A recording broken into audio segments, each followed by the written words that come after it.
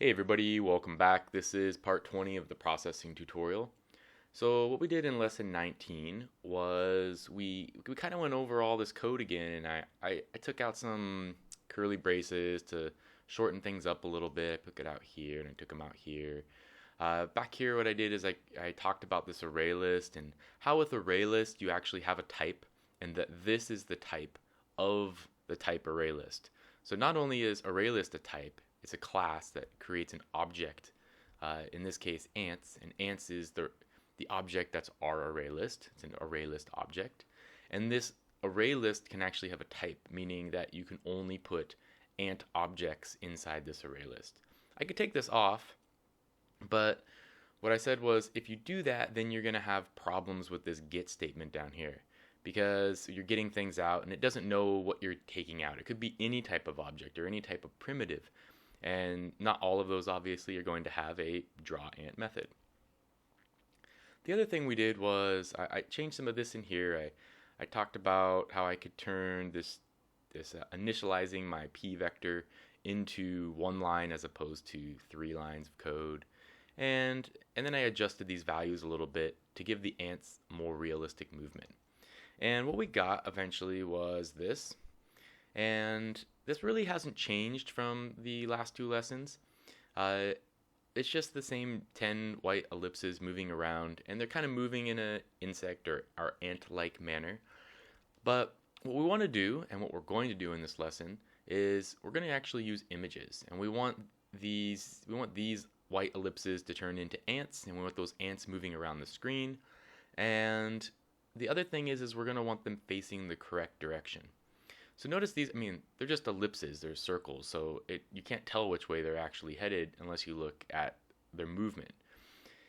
But what we're going to do is we're going to learn, because ants have a head and a tail, learn how to rotate them so that the head is always facing in the correct direction.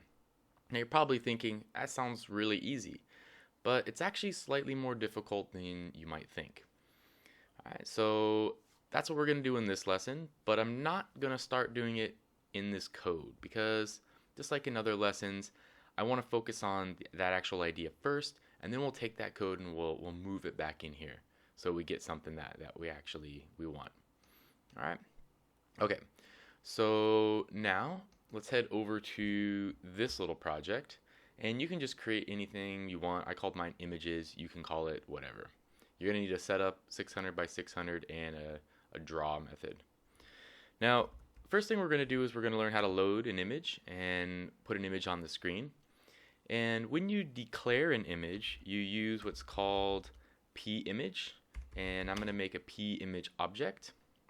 And this pImage object can be anything. It can be a JPEG or a bitmap or a PNG file. Processing can take many different file formats. With this object, the declaring looks a little bit different than what we're used to. We actually say image is equal to, and we use load image. And we say load image, and then we put the name of our image in here.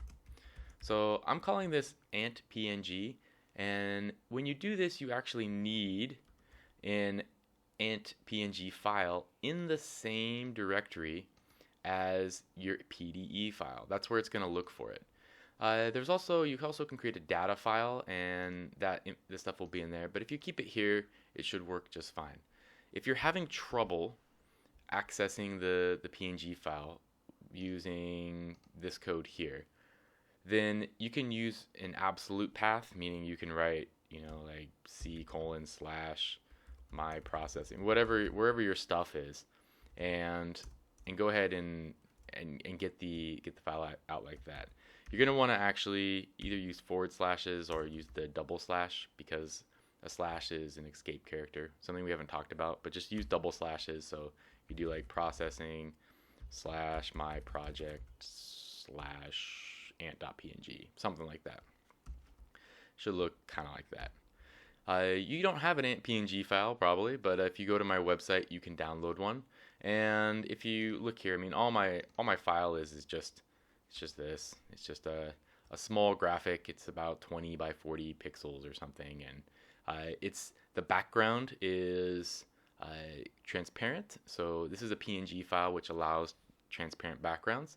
So I used Photoshop and I cut out the white background that was originally around it so that anything can come through now. All right. So let's come back here. Now that we've loaded this image, I'm going to take mine back to being just int PNG. We actually want to draw the image. So I am just going to use another method called image. And I'm going to type image here, and then I'm going to put 0, 0. And that means when I run this, I will get an ant at the top left of my screen. So you can pretty much guess what these parameters are. This is the X and Y location of my ant. So if I were to change this, for example, to 100, 100, and it's going to come out here. All right, so no problem. All right, now what I'm going to do actually though is I'm going to make two variables up here. I'm going to call this int x, and I'm going to say 0, and int y is equal to 0, and then I'm going to put these in here. Now the reason I'm doing this is it's not quite clear right now, but it's the same thing I had before. We're going to use this when we translate it back over to our other program. So keep that in mind. All right. So now that we're drawing the ant on the screen, we want to be able to rotate the ant, and we want to be able to do it in the way that we can make the ant rotate in the correct direction, the direction that we're actually moving in. So let's use a method here. There's actually a rotate method, and remember we're rotating in radians. Radians are not degrees. It goes from 0 to 2 pi. So I'll make a comment here. Radians starts 0 is equal to 0 degrees, and 2 pi is equal to 360 degrees. Okay. So we could translate from degrees to radians if we want, but I'm just going to use some decimal values in here to look at things. So for example, if I do this 0.1 and I run this, you're going to notice that the ant is turned slightly. So he's kind of turned a little bit that way. If I up this a little bit more, maybe to 3, you'll see that the ant is rotated a little bit more. Well, let's actually make the ant kind of rotate around a little bit. So I'm going to make a float. I'm going to call it rot, and I'm going to make it equal to 0. And I'm going to put that in here. Then I can just add to this a small value, maybe rot equals rot plus 0.05, something like that. And well, there goes the ant. It's rotating around. We have one weird thing, of course, is we're not erasing the background. So let's go ahead and erase the background. And instead of making the background black with 0, because my ant is already black, I'm going to make the background white. All right, there's my ant. So you're going to notice something is that the ant is not quite rotating like you might think. The ant is rotating by this top left corner. Well, why is it rotating by the top left corner? Well, the reason it's rotating by the top left corner is because rotate always rotates around the origin. And where's the origin on this window? Where is 0, 0? Well, it's right up here. So it always rotates around this corner up here, the 0, 0 point. All right, which you got to keep that in mind, because when we start moving things, you need to keep in mind that it always rotates around 0, 0. So let's say if I want to put my ant at 100, 100. So now my image is at 100, 100. If I put it out here, you're going to notice the ant is still rotating around the center. So now it's, even though I put it out here and it starts here, it's just going to rotate like this, okay, around the center, and it rotates clockwise. So I could rotate them counterclockwise if you like. I can just put minus in here and it'll go backwards. All right, so that works out. Or I could alternatively subtract here and it will rotate backwards as well. All right, so that's just keep in mind you can rotate both ways. But to make the ant move how we want, we actually want the ant to rotate around the center of the ant. All right, so we actually want him to rotate. All right, but to get the ant pause.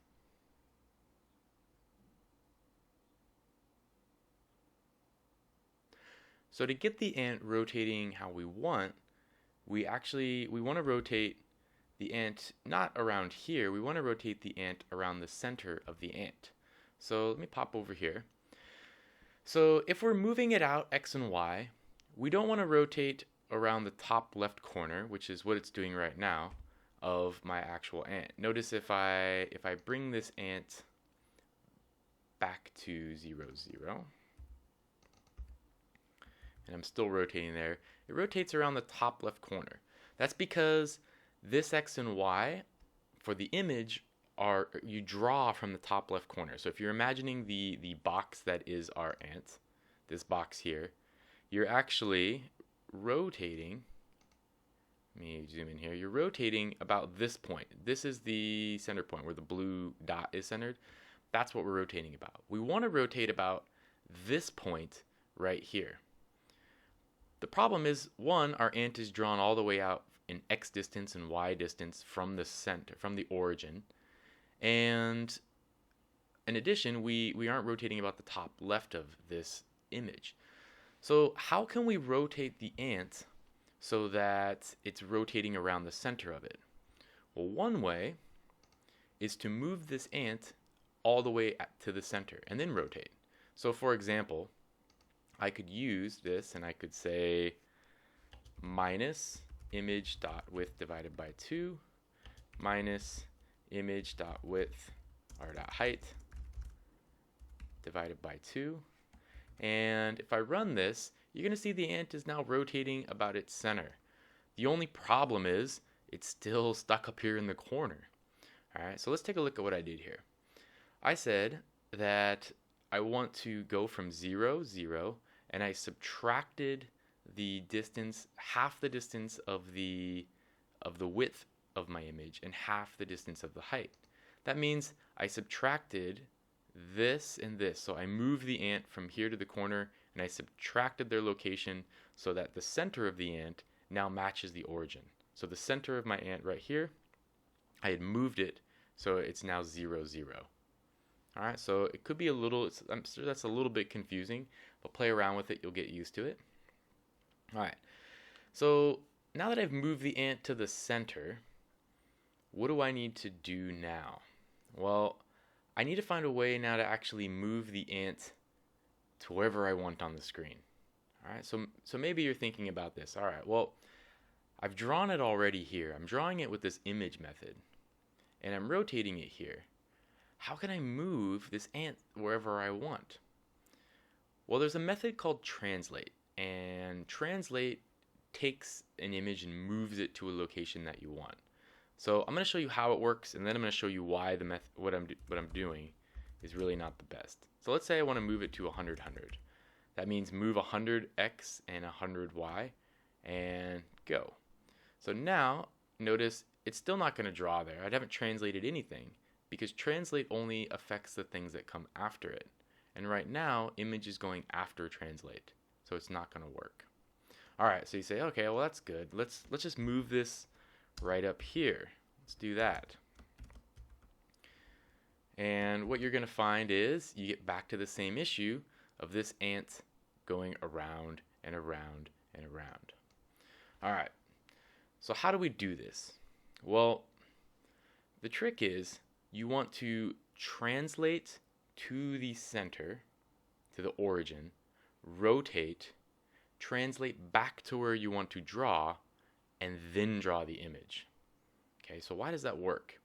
Well, in processing and in most languages, like in OpenGL and other things, there is something called a matrix in the background, and that matrix stores the positioning of the entire world that you're drawing in. And in our case, the world is centered at the top left corner. And so the world is actually centered here at the origin of the screen.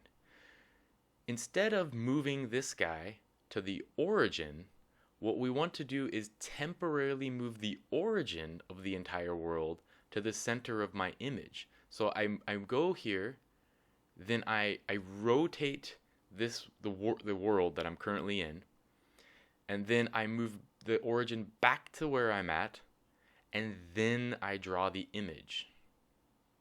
Okay, I hope that makes sense. So we don't move the ant to the origin, we move the origin to the ant. All right, and that's a very important concept with translating and rotating. Is you have to remember when you're doing that, you're not moving this thing really at all. This thing is being drawn actually at the origin. You're just translating however far you want to go and then going back. So what does that look like? Well, in our case, we have to do one important thing. This right now doesn't matter because we only have one image, but it's going to matter when we go back. We want to push the matrix. Now remember, the matrix is storing the way the world looks. We want to temporarily change the whole positioning of the world, change the position of the origin, move it to the center of our one image, rotate the whole world that image lives in, then move back to our normal place, and then we do what's called pop the matrix, which takes that matrix and presents it. So pretty much pops it back into the main world. Okay, so think of this as we're creating a temporary world where we can rotate and do anything we want, and then we take the result of that world and kind of paste it back on top of the main world. So if you don't understand this is a difficult concept. I am going to post a few links to some really good resources that other people have made on rotations, translations, and things like that. You can just follow along in this one just fine, and there won't be a problem. All right, so I'm going to do background, push matrix, and first thing I want to do is I want to translate, and I want to translate out to where my image is. And the image is going to be at x plus image dot width divided by 2 and y plus image dot height divided by 2. So it kind of looks similar to what I'm doing here. So I'm moving this out x down y, and then I have to move the origin all the way to the center of my ant. So now I move it right here into the middle. So that's half the width and half the height down. That's why I do the x, this, plus the image width divided by 2, half the image width. So right there I'm having half the image width and then half the image height. All right. Okay, so I translate out, and then I rotate however I want, and now I need to translate back to where I came from. Okay, so I want to translate here. I'm going to go back. All right, so I need to go all the way back. So I'm going to say minus image width divided by 2 minus image height divided by 2. And this guy is actually staying at the origin. Why is this guy staying at the origin? I'm not drawing him here, but the origin, remember I've shifted the origin down to here, and now I'll rotate him, but I still want to draw the image right here. I don't want to start drawing the image here. I want to start drawing the image from here. So that's why you see me only minus the width and height of the screen. So I'm minusing, width and height of the image. You only see me minus the width and height of the image, not of the x and the y. Okay, so I'm still drawing here, but I'm rotating about here. That's why I translate back. All right, so what does this look like when I'm done? Well, right now, this guy's going to rotate in the correct position. But the nice thing is now I can do this. I can take my ant, and I can put him anywhere, or her, anywhere on the screen, and it will rotate about the center. Okay, so pretty cool, right? All right, so this is a little difficult, and I'm just gonna end this tutorial here. We'll put it back in our code in the next lesson, but I think this is enough for one lesson. And if you're confused on what's going on here, I'll revise at the start of the next lesson, and also if you go to the website, you're going to find a bunch of resources on this. And there's a really good resource that actually relates to processing, and I'll link that for you, and take a look. Please take a look. Even if you think you kind of understand this, go and just revise how this is working in detail. All right, we'll see you in lesson 21 where we get our ants moving around the screen, And well, it looks like we're about halfway done with the game right now. We just got to get the actual character moving around and the ants attacking him and him attacking the ants. All right. Thanks and see you next lesson.